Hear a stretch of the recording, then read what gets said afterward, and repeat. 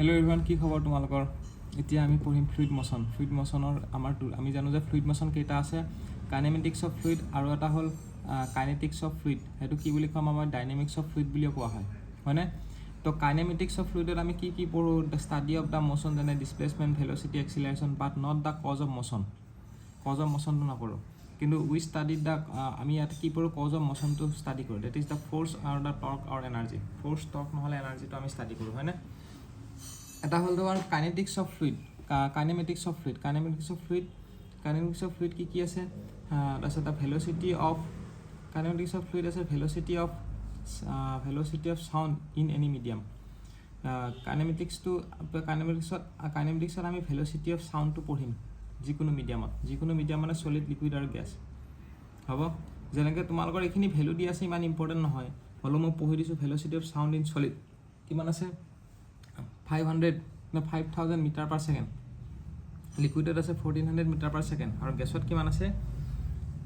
330 metre per second. বুজি পাইছা? তো সেইখিনি আছে। নেক্সট আছে তোমাৰ velocity of sound in any medium. যিকোনো মিডিয়ামত ভেল'চিটি অফ চাউণ্ডটো কিমান হ'ব পাৰে? যিকোনো মিডিয়ামত ভেল'চিটি অফ চাউণ্ডটো হ'ব C is equal to root over, যিকোনো মিডিয়ামত C is equal to velocity of চাউণ্ডটো হ'ব C is equal to root over dp/d rho। সেইটো হয়, C is equal to root over dp/d rho। এতিয়া গেছিয়াছ মিডিয়ামৰ কাৰণে চাম, স্পেচিয়েলি এইটোতো জেনেৰেলাইজড হয় যিকোনো মিডিয়ামত। এতিয়া গেছিয়াছৰ কাৰণে চাম, লিকুইডৰ কাৰণে চাম, চলিডৰ কাৰণে চাম, তেনেকৈ চাম। গেছিয়াছৰ কাৰণে আইচোথাৰ্মেল যদি হয়, আইচোথাৰ্মেল কণ্ডিশ্যনত যদি হয়, তেতিয়া আমাৰ ভেল'চিটি অফ চাউণ্ড হ'ব C is equal to root over RT।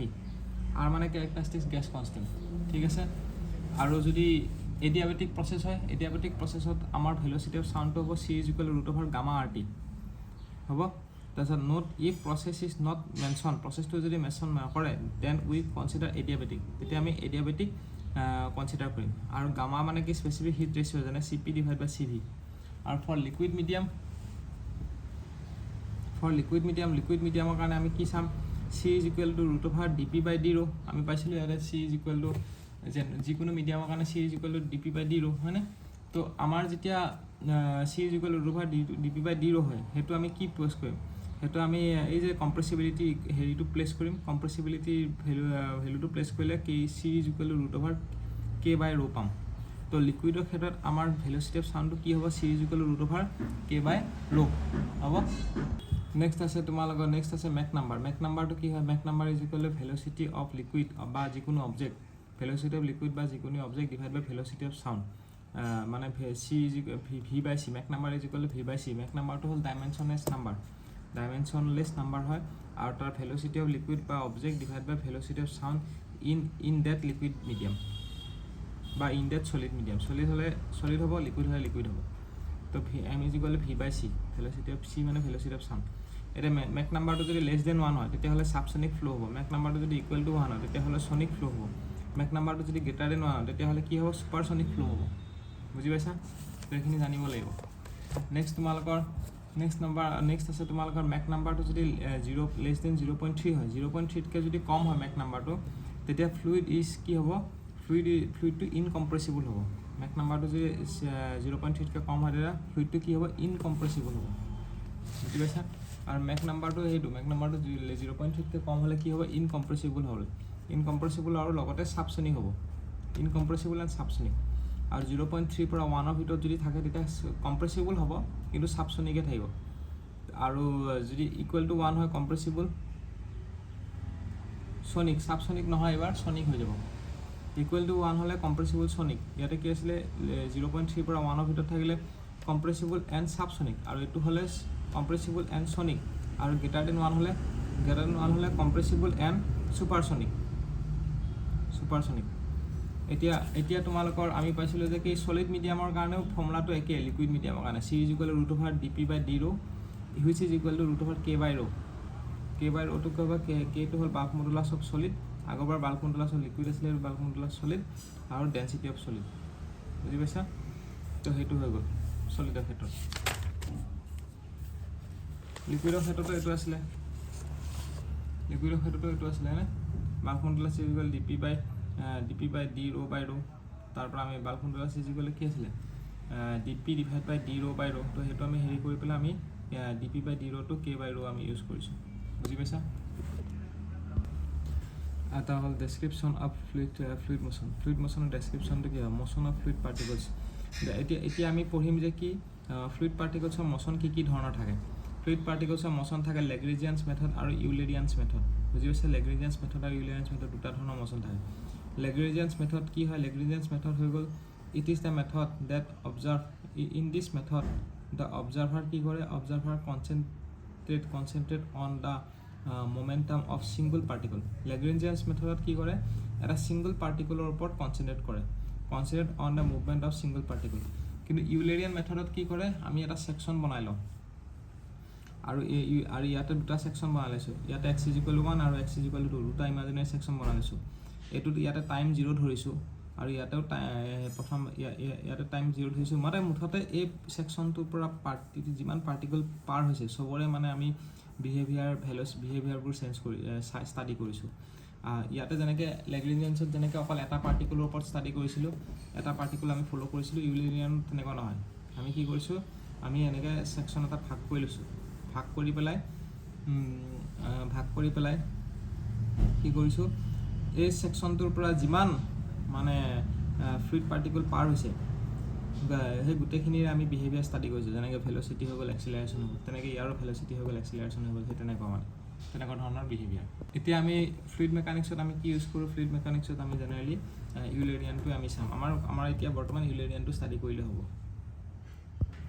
ভেল'চিটিটো তোমালোকে চোৱা ভেল'চিটিটো আমি কেনেকৈ লিখিব পাৰোঁ যদি ভেল'চিটিটো ষ্টাডি কৰা ইউলেৰিয়ানকৈ চোৱা ভেল'চিটিটো আমি কেনেকৈ লিখিব পাৰোঁ velocity is equal u i cap i ডাইৰেকশ্যনত মানে plus v j cap plus ডাব্লিউ কে কেপ তো ম্যাগনিটিউডটো যদি ওলাৰ root of u square plus v square plus ডাব্লিউ স্কোয়াৰ বুজি পাইছা এক্সিলাৰেশ্যন ইন এক্স ডাইৰেকশ্যন কি হ'ব acceleration is equal to du by dt which is equal to কি হ'ব এইটো চোৱা এক্স ডাইৰেকশ্যনত acceleration is equal to du by dt সেইটো কি হ'ব U due by d x plus v du by d y plus ডাব্লিউ du by d z plus du by dt তো এইখিনি যোনটো x differentiation with respect to x কৰিছোঁ convective acceleration in x direction হ'ব আৰু এইখিনি যোনখিনি কৰিছোঁ সেইটো লোকেল এক্সিলাৰেশ্যন অৰ টেম্পৰেল এক্সিলাৰেশ্যন হ'ব এইটো convective acceleration in x direction আৰু এইটো হ'ব লোকেল নহ'লে টেম্পৰেল এক্সিলাৰেশ্যন হ'ব বুজি পাইছা তো এক্সটো কি হ'ব x a vector is equal x i cap plus a i cap plus a x i cap plus a y j cap plus a z k cap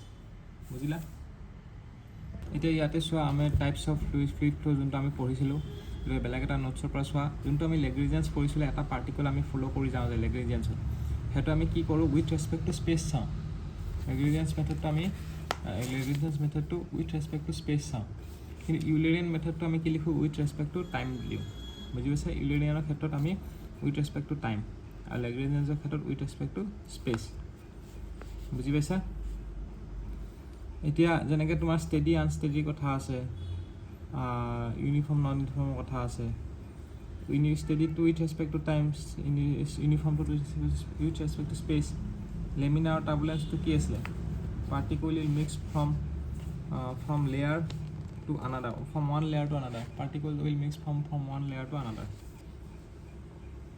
তো লেমিনাৰত আমাৰ ষ্ট্ৰীম লাইন হয় ভেল'চিটি ফ্ল' হয় এণ্ড ৱেল ডিফাইন পাথ হয় বুজি পাইছা তো সেইখিনি আমি পঢ়িম তাৰ আগতে আমি এটা বস্তু চাওঁ তাৰ আগতে আমি এইখিনি চাই যাওঁ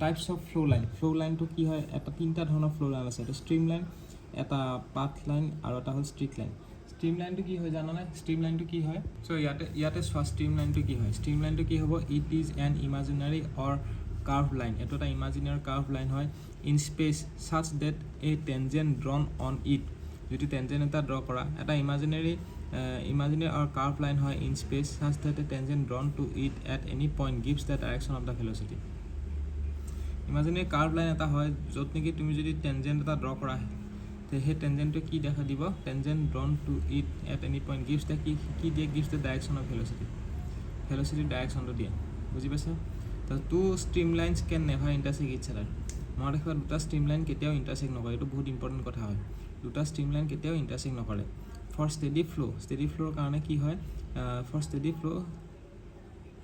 ষ্টেডি ফ্ল' is equal two shape of stream line do not changes steady floor ক্ষেত্ৰত কি হয় ফৰ ষ্টেডি ফ্ল'ৰ ক্ষেত্ৰত shape of stream line do not changes stream লাইনৰ শ্বেপটো চেঞ্জ নহয় পাথ লাইন কি হয় path line traced by single fluid particles at defined instant of time বুজি পাইছা পাথ লাইনটো কি হয় path traced by a single fluid particle path লাইনটো হ'ল path traced by a single fluid particle at defined instant of time strict লাইনটো কি হ'ব strict লাইনটো হ'ব the locus of defined fluid particles passing through a fixed point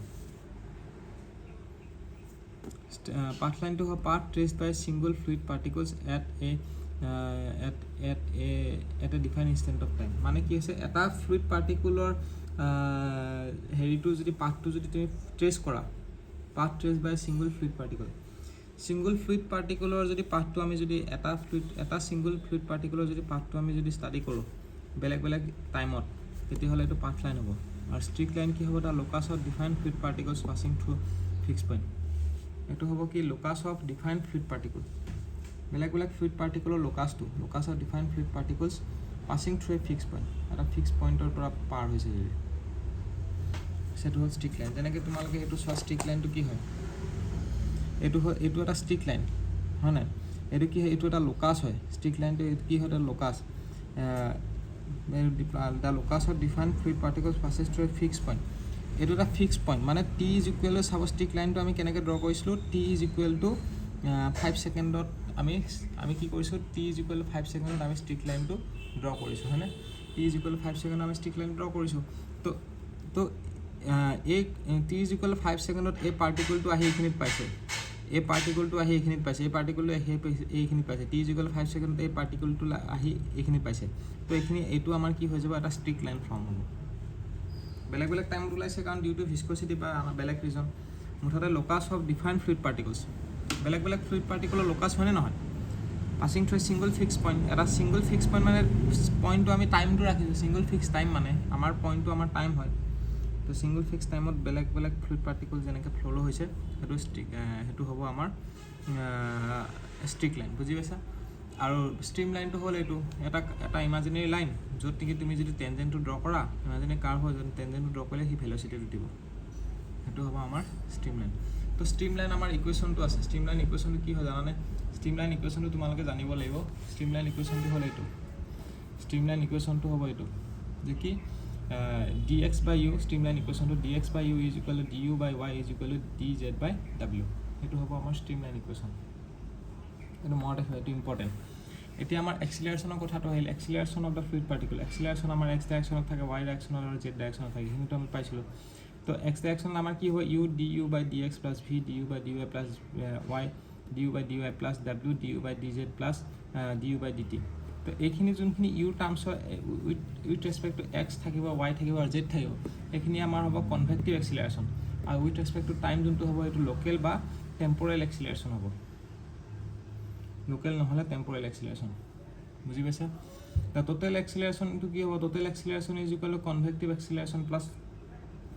local acceleration সেইটো হ'ব total এক্সিলাৰেশ্যনটো কি হ'ব টোটেল এক্সিলাৰেশ্যন মানে convective acceleration plus local acceleration হ'ব কনভেক্টিভ এক্সিলাৰেশ্যন তাৰপিছত a is equal to root over a x square plus a y z square a z square which is equal to x i k plus a y a j k plus a z k Cape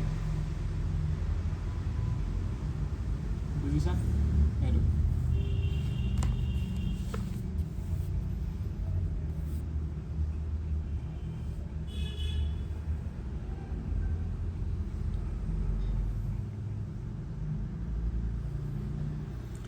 in steady flow in steady flow কি হ'ব local acceleration steady flow যেতিয়া হ'ব তেতিয়া with respect to time এটো 0 হৈ যাব তো local steady flow ক্ষেত্ৰত local যোনটো বা local যোনটো temporal acceleration হ'ব এটো 0 হৈ যাব ইউনিফৰ্মৰ ক্ষেত্ৰত আমাৰ uniform to with respect to space হয় যিহেতু ইউনিফৰ্মৰ ক্ষেত্ৰত কনভেক্টিভ টু 0 হৈ যাব আৰু যদি steady flow ইউনিফৰ্মৰ ক্ষেত্ৰত আমাৰ acceleration নাথাকে তো total acceleration টো 0 হৈ যাব বুজি পাইছা